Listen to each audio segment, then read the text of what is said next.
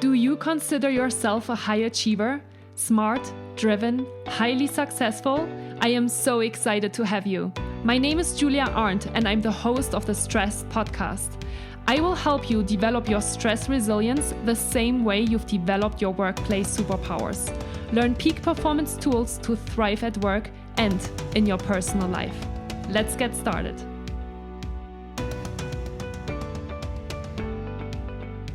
Wonderful. Hi, everyone, and welcome back to the Stressed Podcast. I am so excited to have a wonderful couple sitting here with me today and join us into the podcast episode where we're talking about relationship, which is, I think, the perfect topic at the moment as we're moving into Thanksgiving holiday and into Christmas holiday. And it is Linda and Charlie Bloom. Hello and welcome to the both of you.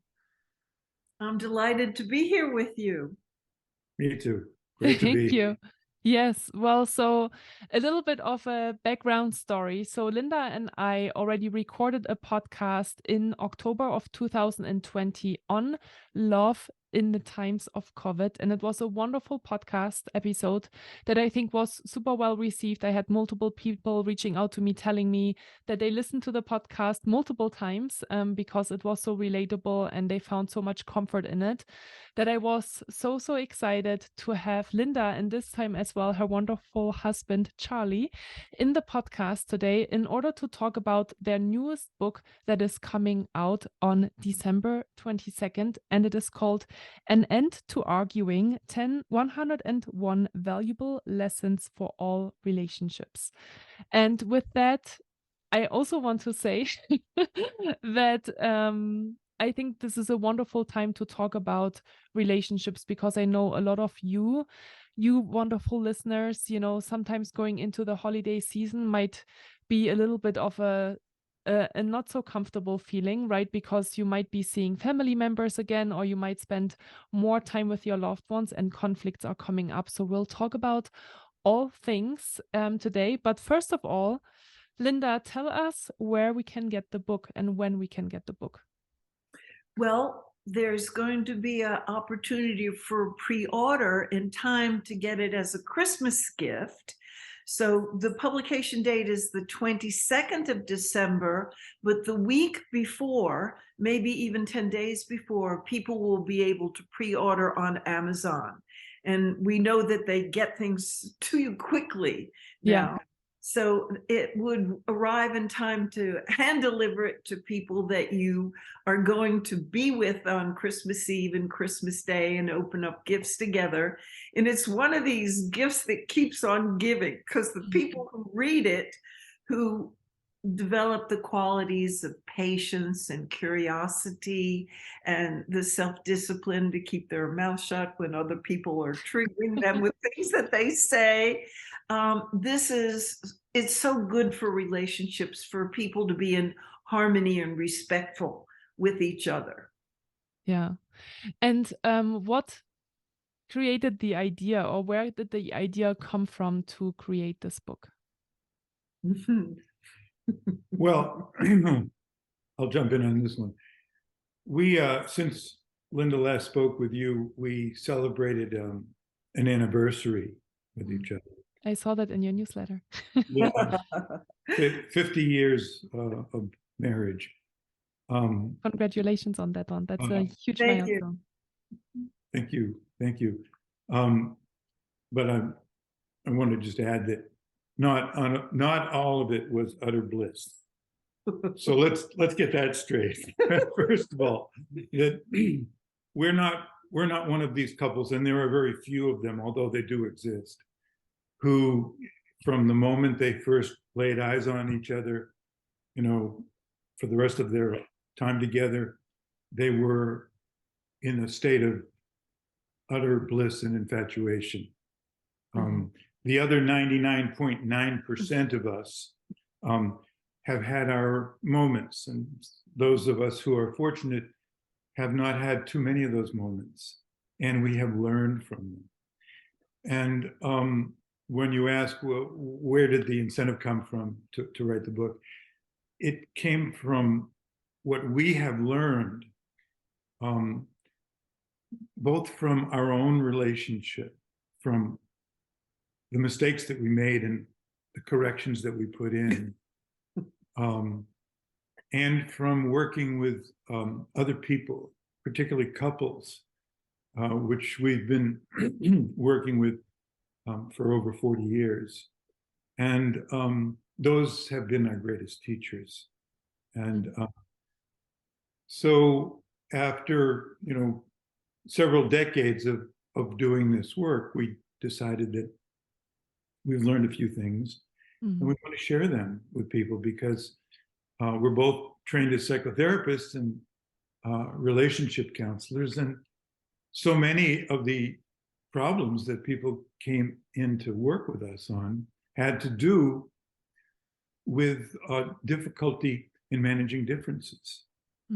They just, and most of us don't come into committed partnership already have developed the skills, the qualities that are necessary in order to manage differences effectively. And so what do? We kind of fall back into our old patterns that we learned watching our parents or, dealing with our own developmental issues when we were younger. And those don't always work so well. Yeah. So, we just, like you said, this is our our fifth book. And all of the books that we write really have to do with optimizing relationships and looking at what it is that we can learn and what we can do and maybe changes that we can make that can really impact on the quality of our relationships. And we both are firm believers in the whole idea that a quality life, the most important aspect of a high quality life, is good relationships. And if you have a good relationship, you're, and I don't mean just one relationship with a particular person, but if your relationships are strong, they're healthy, they're trustworthy, then the quality of your life is going to be higher. And if you don't have that, it will be diminished. So, that's really what we want to address. How can I make my relationships, not just with my partner, if I choose to have one, but with everybody? How can I enhance the quality of those relationships? Because that will make my whole life better, and it will also enhance their life too. So it's a win-win. Yeah, absolutely. I was just thinking that it's not just about romantic relationships, but this book can help anyone that has relationships with people, right? And we all have relationships with people in the workplace, right? In our day-to-day, maybe neighbors, and then obviously our families and partners and friends as well. What would you say are the main reasons why we argue? I think that people are frightened and they don't always understand that they feel fear. They're not necessarily naming it. So they get defensive, they get irritable, they get resentful. They think that they're fearful that their needs aren't going to get met. They're anxious that others aren't treating them with the kind of respect that they feel that they deserve, that they may be exploited or in some way harmed. And so we're very sensitive beings, and sometimes we have sore spots that aren't healed from previous adult relationships or childhood relationships, and inadvertently other people in our life may bang into those sore spots and they hurt. So between feeling hurt or feeling afraid, there's strong emotion that comes with that. So people may trigger that.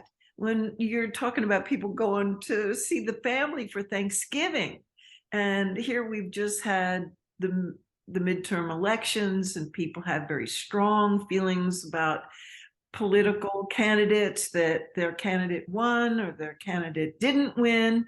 And when there's discussions about potentially volatile issues like politics, people can feel that their need to be respected about their point of view is not in place, or they feel hurt that they're not being really listened to fully to appreciate their point of view. So this is just one of the many examples of things that can come up when people are with their families. And there are no-fly zones in some families. Do you know that we don't talk about politics, or we don't talk about that particular family member that's been difficult?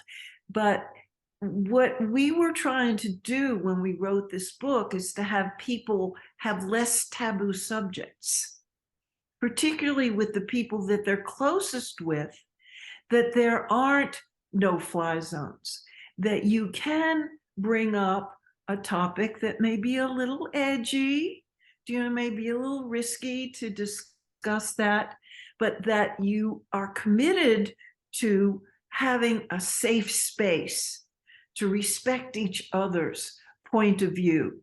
And you don't make yourself wrong, and you don't make the other person wrong. You make a big space for different attitudes, different ways of being in the world, different ways of processing information, and different feelings and needs to all peacefully coexist. It's a tall order. We realize that the topic is very, very loaded topic, and the promise is a big promise about an end to arguing. People think, oh no, that's not even possible. It's a lot like there's no perfection, but there's excellence, and moving in the direction of excellence is worthy. I also sometimes think about it as unconditional love. I also think is perfectionistic, but moving in the direction of being the most loving being that we can be. So moving towards an end to arguing, I think, is a very worthy goal. And you're bringing something up that I want to dive a little bit deeper into, which is, how do you address difficult issues when you already feel that discomfort, when you already feel scared, or when you feel already a little angry or triggered? How do you, search or seek that conversation in the right way? Great question. Yeah, those feelings that you just mentioned, you're anxious and you're uncomfortable and you kind of have some hesitancy about bringing it up.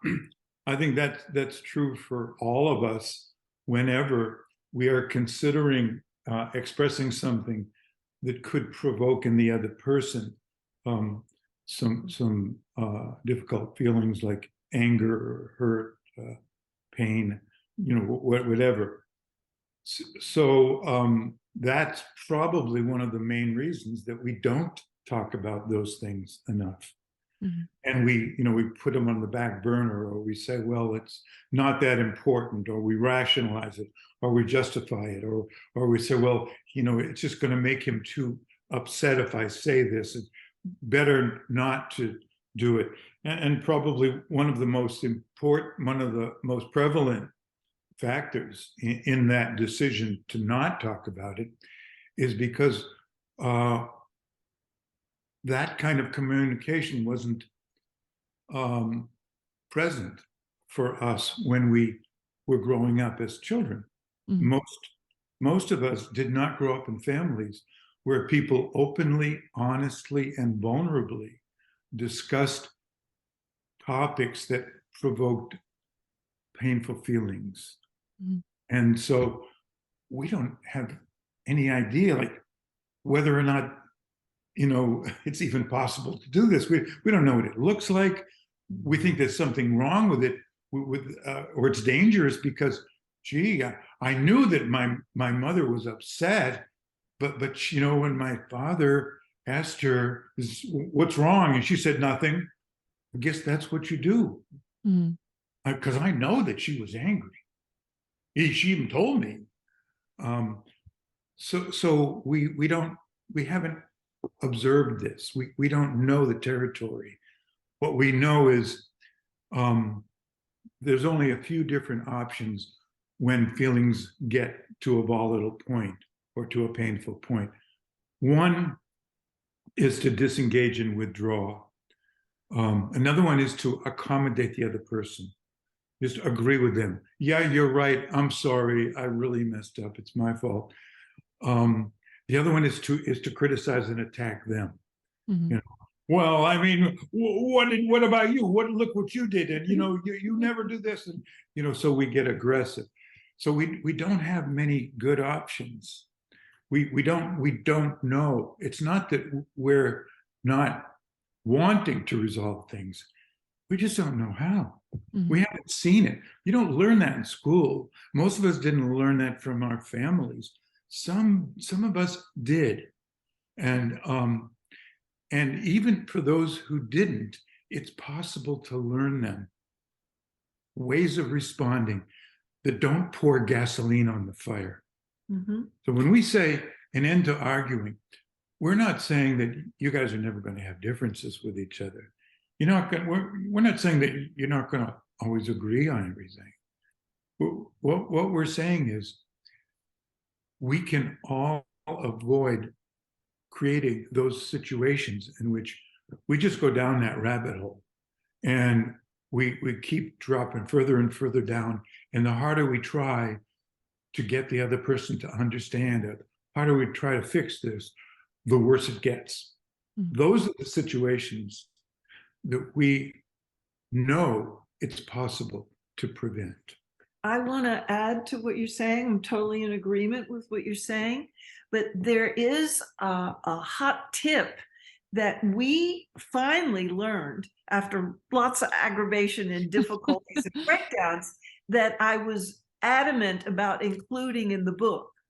And there's a whole theme in one of the chapters about setting context before you dive into the topic. Mm-hmm.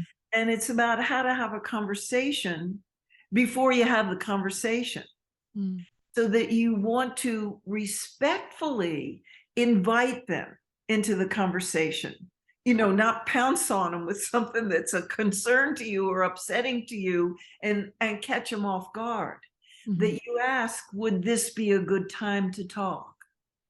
That you get vulnerable right away and say, it's hard for me to bring this up. Would you just let me try to find the words to say what it is that's on my heart and just listen? Please, would you be willing to not interrupt me until I do my best to try to express what I'm experiencing? And I'm going to try to be as respectful as I can about this touchy subject. So if you get agreement that, yes, this would be a good time to talk, you're starting off on a good foot. Mm-hmm. And we always tell people, drop you out of your conversation, because if you start with you, you're already in trouble. Mm-hmm. You want to stay with your own experience. Mm-hmm. This is what I'm feeling. This is what I'm needing, which is quite vulnerable. Mm-hmm. And people often don't speak from their deeper experience, particularly their hurt, and their fears. They talk out of their opinions, which are often judgmental and critical, and that invites combat, mm-hmm. Not skilled combat. So we emphasize in the book the importance of having the difficult conversations, but do your best to set a context that invites the other person to really listen and understand and learn with you. Mm-hmm. Yeah, really, really powerful. And, it makes me think so much about my own relationship and what I'm learning at the moment, because, as you know, I'm in a new relationship for about a year now, and it's been really interesting, obviously, right, to get to know this new person and to get to know how to argue with the person or to make suggestions, especially as we just moved in together. And one of the ways that I really like my boyfriend to approach things, and I want to share this here, is I think timing is a big thing as well about arguing. And I think maybe take a step away as well from immediately thinking that it's going to be an argument. Maybe it's just a discussion, or it's just like a topic that you want to bring up. But one of the things he does when he sees me do something that he's not in agreement with is really sweet, actually. I feel like he finds a good timing. So it's, I don't think really ever within the moment, maybe when he gets triggered by something, but he kind of does it when we are already in more of a loving state, or, you know, when we are hugging each other. And then he smiles and he says, little suggestion. And then he like brings up, you know, whatever, you know, it's just kind of like everyday, right, household things that, you know, he might be doing differently than I do. And I found this so powerful because, you know, what resonates so much with me is that I never really learned how to argue well, because my parents had a very dysfunctional relationship, and they also divorced when I was 19, and they didn't communicate very well with each other. And so the only way of how I know how to argue is to kind of screaming or getting really upset and getting really frustrated and angry, or, you know, feeling kind of really defensive, what you said earlier as well. And the way of how he does it was so eye-opening for me, because I was like, wow, this makes me feel good. You know, I'm not at all getting into this defensive state. It's really more about, you know, understanding and learning from each other, instead of, yeah, you know, I think accusing the other person of doing something wrong. I think that's great. And it is very sweet. He's gentle about it, you know, and a little playful, but the tone of his voice and the playful, you know, attitude that he brings to it is reassuring you that he's not attached to, you have to do it the way he's suggesting.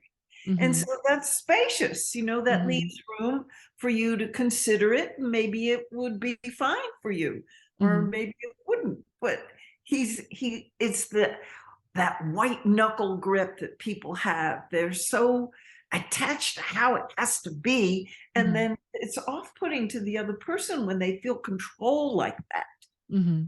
Yeah, and I'm actually curious to hear, you know, you said you had to learn this, you know, in many years of being together. How do you do it now? How do you do it now in your relationship? How do you bring up touchy, difficult subjects? Well, we've been practicing this for long enough time that the old way of getting defensive when you hear the words from your partner, and these are the most terrifying words that a man can hear from his wife. We need to talk. We have kind of modulated the way we make what we call introductory remarks, the way we invite a person into a conversation rather than demand that they talk now. You said timing is important. It's more than important. Timing is everything. When you bring it up and how you bring it up is going to determine what the rest of the conversation is going to be like. And the way you described your partner as doing it is very skillful. And it's inviting. You know, he's not telling you, you know, sit down and listen. He's asking you a question. Might you be interested in hearing another perspective on this? And so we actually, I'm not saying that we never trigger each other, because, you know, we do occasionally, but it doesn't happen that often, because we have overridden a lot of our bad habits with good habits. And it doesn't even occur to either one of us, if we're conscious enough, to make the choice to present something in an accusatory way. You know, like, you said you were going to take out the garbage and you didn't. You know, what's wrong with you? And, you know, you're selfish, or you don't care, or, you know, making those accusations. So we don't do that, except there are times when maybe I'm overtired, or maybe, you know, Linda's under some stress, or, you know, maybe I'm hungry, or, you know, whatever. And, you know, we have a bad moment. and something will slip out. And it does happen occasionally, but it doesn't happen very often. And when it does happen, we're both acutely aware of it. So we can, and we read about this a lot in the book, when you screw up, not if, but when, because you will, you screw up, it's never too late to put in a correction. It's never too late to apologize. It's never too late to repair the hurt feelings that may have come from that interaction. And we've become champions of repair. And we're inviting the people who read this book to become champions of repair, because you can't stop the waves from coming, but you can learn how to surf them. Do you know, there are going to be moments when you're tired or hungry or irritable or stressed or upset, and you won't be at your best. But if you can repair, it's just a matter of fall down, get up, fall down, get up, begin again, begin again. It's being committed to the process of learning as you go to get better and better. Yeah, for sure. And you know, another thing that came up for me, I've actually been practicing these conversations with a good friend of mine as well. And we are both very aware and we are really, you know, focused on our self-development. And she's been bringing up things to me that were triggering for her, and I have done the same. And it's been a really good practice to do this with each other, more as a friendship, right, as in a partnership. And one of the things that that we both realized, I think, is a really big thing as well that I do want to highlight here too, is that sometimes, you know, like I remember the first time she brought something up to me, I was really surprised that she had that experience, because I was totally unaware that this is what I triggered in her. And so, you know, she asked me to have a conversation, and she, you know, shared with me her feelings in a very vulnerable way. And I was like, wow, thank you so much for sharing this with me, because I had no idea how you were feeling. And I think this is really important going into these conversations as well, to be curious and to be grateful for people to share how they're feeling, because otherwise we wouldn't even know. And then I feel like it would just fester and then, you know, come up in other situations and ways. I'm totally with you. And one of the things that we remark about in the book is when somebody brings up something that's hard for them to bring, because it's dicey, it's risky. The other person could get defensive, you know, it could damage a relationship. The person could leave the relationship. To do our best to live in the gratitude of thank you for caring enough about our relationship that you wouldn't harbor this. Do you know, you might forget what it was that was bothering you, but you wouldn't feel as wonderful towards me. Our trust, our rapport, our intimacy wouldn't be as strong, because those little incompletions, when people sweep those things under the rug, they mount up over time. And sometimes it's hard to hear some things. Sometimes they're really bang on about something that we need to grow. Do you know, something we need to change, someplace where we haven't been as conscious and caring as we need to be, and to be genuine and thank you for caring enough to tell me the truth. Yeah, absolutely. And you know, what I'm thinking about is, how would you say, does that maybe change if you would have one of these conversations in a workplace environment? So let's say, you know, I'm an employee and I need to have a conversation with a stakeholder, or maybe even with my manager. Are there any other things that I need to take into consideration to have these conversations? Well, one of the advantages of being in a committed partnership with somebody is that the two of you can make overt agreements about how to conduct your interactions with each other. And you can, you can create that kind of a mutual understanding that not only allows for that kind of honesty to be expressed, but it actually encourages and it rewards it. It rewards it. And so, like Linda said, thank you for caring enough about our relationship to be honest with me. Well, that can exist in a committed partnership.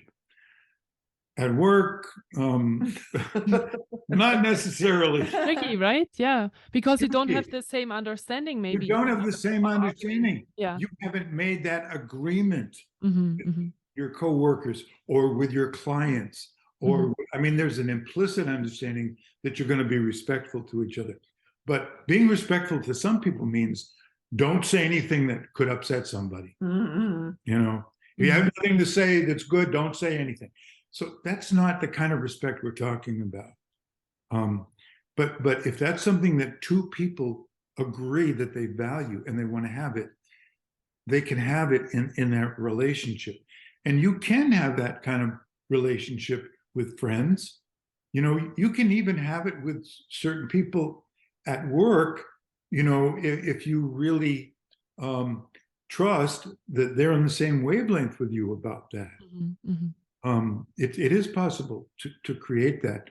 But in a committed partnership, in a marriage, in a committed relationship, one of the things that's really important is that each of you does make it clear that you are clear within yourself, and you make it clear to the other person about your values, what it is that you value, what kind of a relationship you really want to have, what that looks like.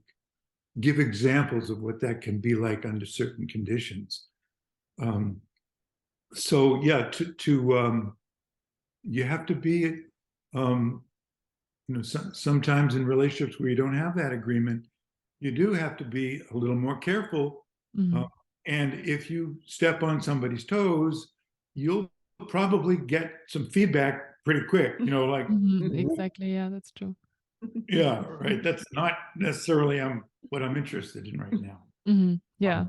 Or yeah, thank you for that. You might get people who surprise you, and they're appreciative of that, and that tells you something about there's some potential here for a more authentic relationship with this person. Yeah, it definitely requires more courage, and I think the okayness to be a little bit uncomfortable at first, right? Because we don't know how the other person reacts. But I always feel like when you're genuine and vulnerable, and when you maybe even upfront that conversation by saying, this, you know, this relationship or this work relationship means a lot to me, and I want to make sure that we are creating it in the right way, you know, to maybe, if you're bringing that as a context, you know, for the person to be more at ease and comfortable, then it can happen as well. Well, I think that's a really good point. And I think not only that it can happen, but it often does happen. However, and here's the caveat, however, it doesn't always happen. And sometimes what you just expressed was beautiful. And it was a very, very enlightened way to express what you value and what you hope to have in this relationship and why you want it. But there are times, or there are people, for whatever reason, you can be vulnerable like that. You can be open. You can be sensitive, and they still will react upset, with anger, with hostility, even sometimes. Yeah. And you know, the challenge in those cases is to resist the temptation to just decide, well, forget you. You know, I'm not going to have anything to do with you. The challenge is to hear the feelings, to understand it, to, you know, take care of yourself. You know, don't keep putting out something that you don't trust is going to be respected. And, you know, but don't give up either. You know, give it another try, maybe another point. Maybe that person in that moment just was having a tough time. Don't write them off, but, you know, give it another try, another time, see how it goes. If you have a series of the same experiences repeatedly, and you get vulnerable and they get hostile, that tells you that there's not a lot of possibility here in this relationship. Yeah. And, you know, I think that might be easier to do when you have a partner or when you are in a work relationship. But how do you manage that in a family issue situation? So, right, I feel like sometimes, right, we can decide, oh, this, you know, after trying and trying and trying. And I love that you said that, Charlie. I actually just wanted to ask, what are the options when the person is not really open to having this conversation? But right, I feel like you can try and try and try again, you know, maybe with a partner and then, or with a friend, and then you may make the decision, okay, this is maybe not the relationship I want to be in. But obviously, you know, as we always say so beautifully, we cannot choose our family. And Well, so sometimes, right, we, like, I'm actually thinking about my dad as well, who's a wonderful person, but very difficult to have like deeper, maybe more challenging conversations with. I always wonder, you know, and he has like he's so set in his ways, right? And he has his opinions about certain things. Like, do you just drop it then and just try to not bring that up anymore, or what are there any other options in kind of a family setting? I sometimes refer to loving them from afar. Mhm. Do you know that there are some people who are hard, rigid, do you know, and they're unrecovered from wounds that people hurt them, and they're very encrusted, you know, walled off Mhm. sometimes. Mhm. And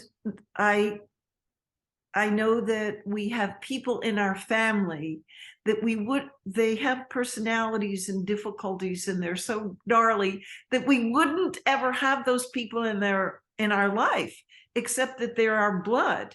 And so we can't just say, I'm going to go on to a different collection of friends. And to find some compassion for how much they suffer, Mhm.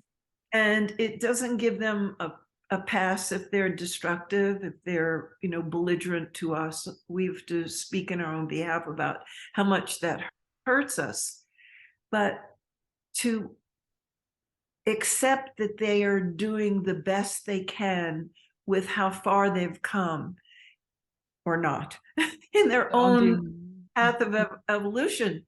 And I've had people in my own family of origin, and I came to, after many repeated tries to make the relationship deeper and more honest and juicier, I had to accept that I'd given it my best, and I had to accept them with their limitations and trust that I had given it my best shot, Mhm. and that whenever I was with them, it was going to be lessons in patience and forgiveness for me.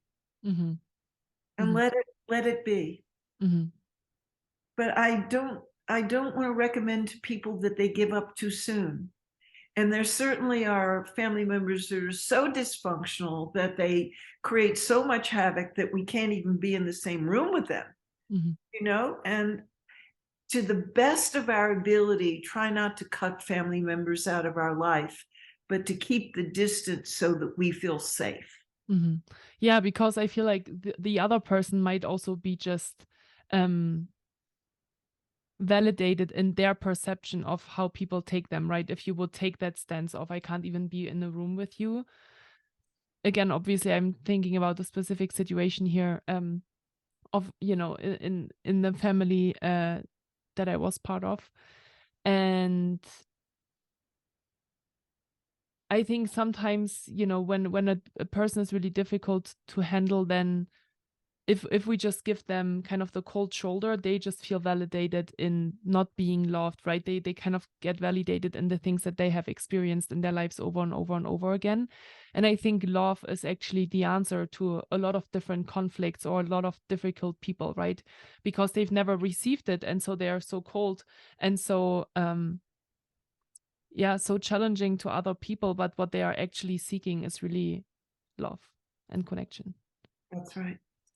You know, one of the points that we make in the book is that we often find ourselves in a circumstance with somebody, often a person that we're close with, where they are making a claim or a statement or an opinion or asserting something, and they are either directly asking us whether or not we agree, or else we sense that they want an agreement from us.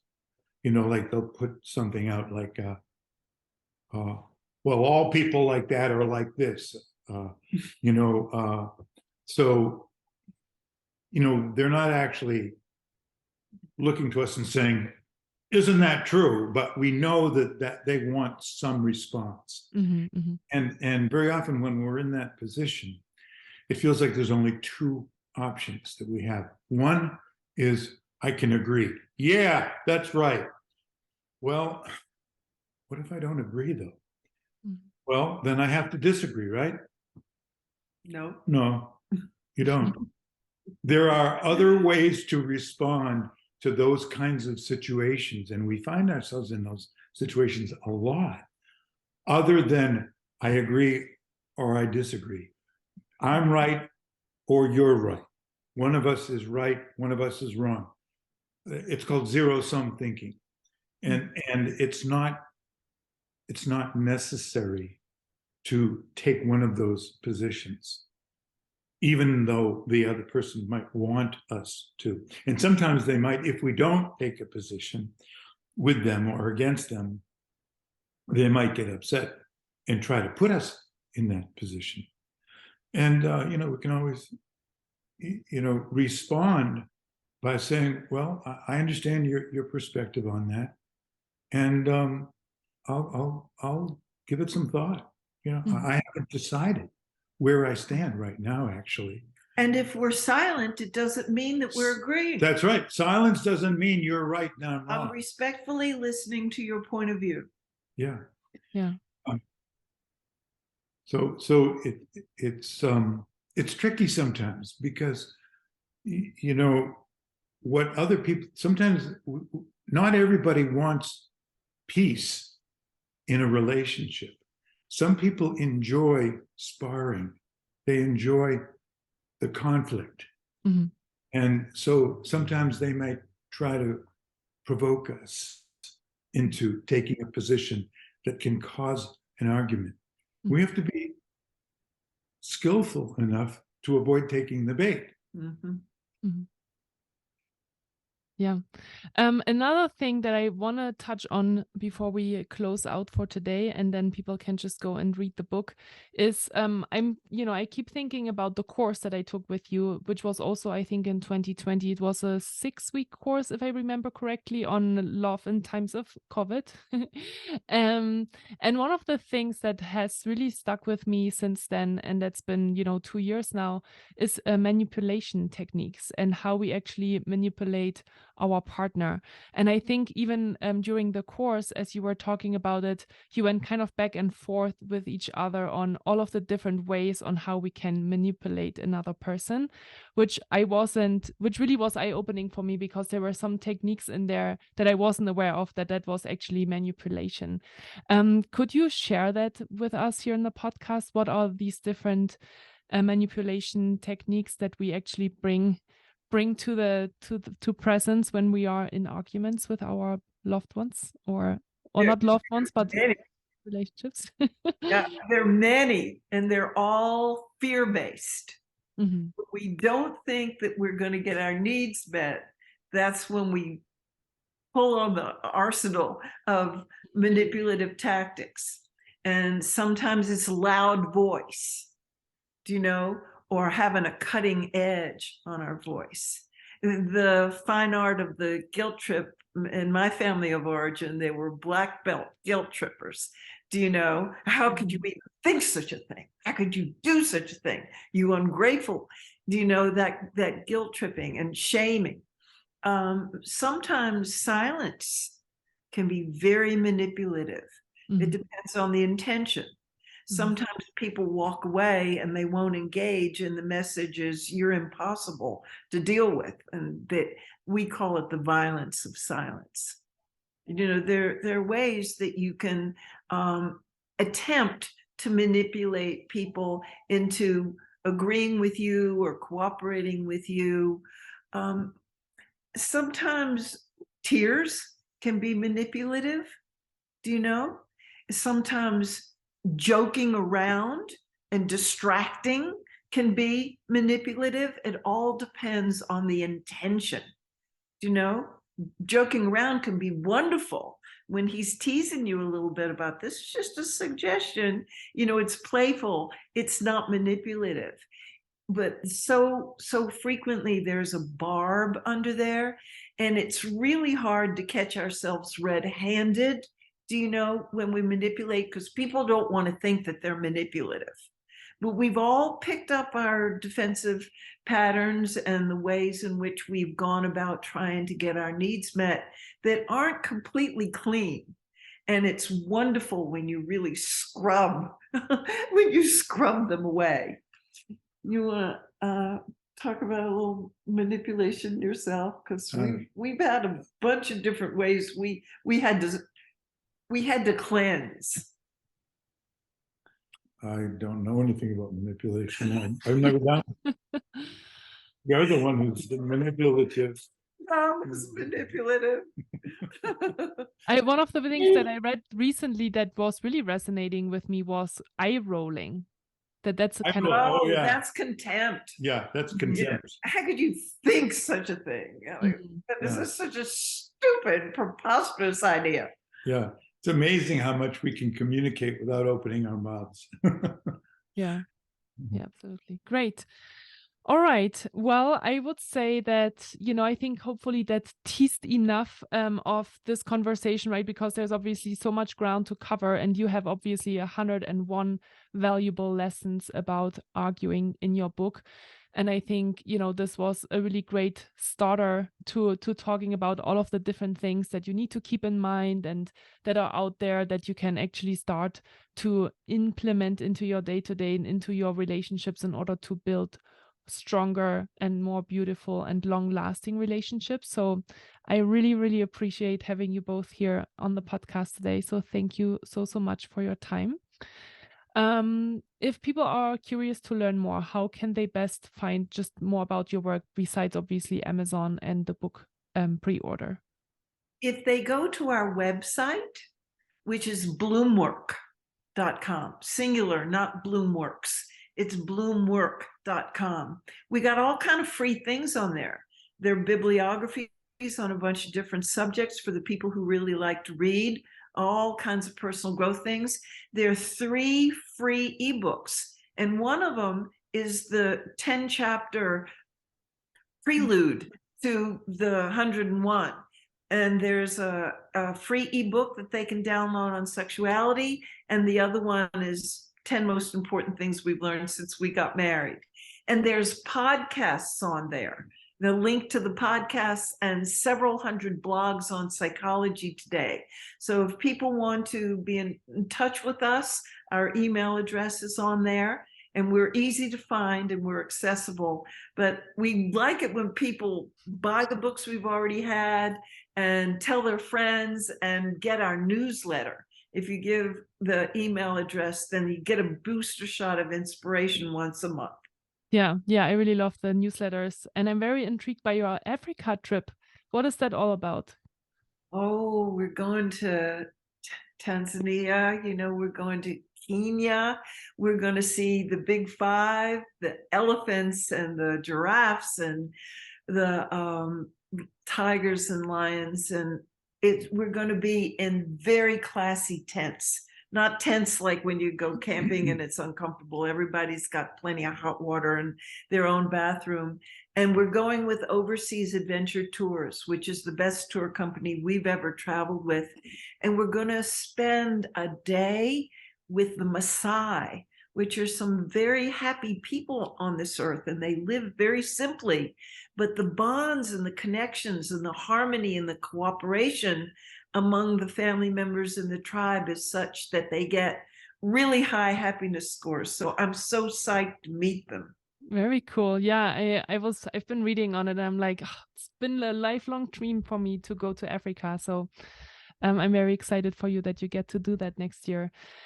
Anyway, so for those of you that are listening right now and you want to obviously learn more about Linda and Charlie, make sure that you go to www.bloomwork.com. I'll leave all of the connections and all of the links in the show notes as well, so you have that handy. And if you've been listening to this podcast now and you think, I have this conversation that I really need to have with somebody, and maybe you need a prelude to this conversation, maybe you share this podcast episode with them and just tell them, hey, I've learned a couple of really valuable insights about how to argue and how to best argue, or how to bring up difficult conversations. And this might be a good way to get this started. So with that said, I wish you, for all the Americans, a wonderful Thanksgiving break and happy holiday, and that are coming up in December as well. And for those of you in Europe, just take care of yourself. Hope that you're doing well and that you're staying not too stressed during this very stressful time, I know. And there's obviously lots of resources on my website as well if you want to know how to better manage your own stress levels. So thank you so much for watching and listening today. And I hope to see you, Linda and Charlie, maybe in a year or two from now again, talking about the next book that you're publishing.